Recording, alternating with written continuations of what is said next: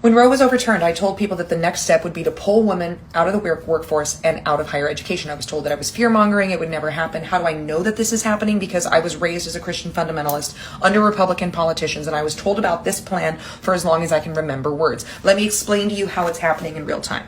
It starts with abortion bans. The best way to keep women impoverished and dependent is by not allowing them to dictate the timing and the size of their families, by removing their choice. We know that they said, well, it's states' rights. Now there's a federal ban on the table, which we always knew there would be. It was part of the RNC's official platform on their website until July of last year. RFK mentions in his hearing, mifepristone is going to come under attack because of safety reasons, even though it is safer than penicillin and Viagra. 4 states now are proposing capital crimes punishment for women who get abortions, including the death penalty. Nothing says pro-life like punishing someone who has an abortion more than you ever actually punish rapists. Good job, you guys. So then you put people like Scott Yenner into positions of power in education, who has said on the record that he does not believe that women should be in law, medicine, or engineering, and they should not be candidates for the Nobel Peace Prize.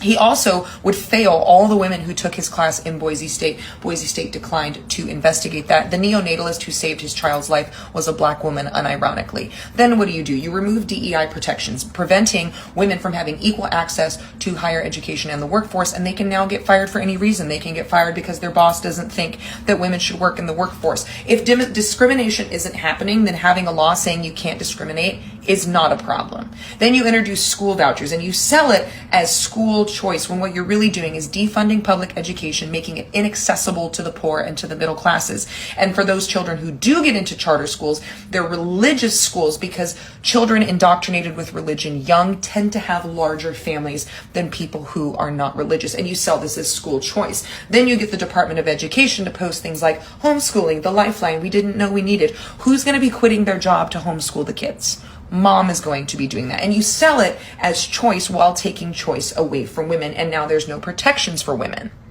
The other thing is ignorance.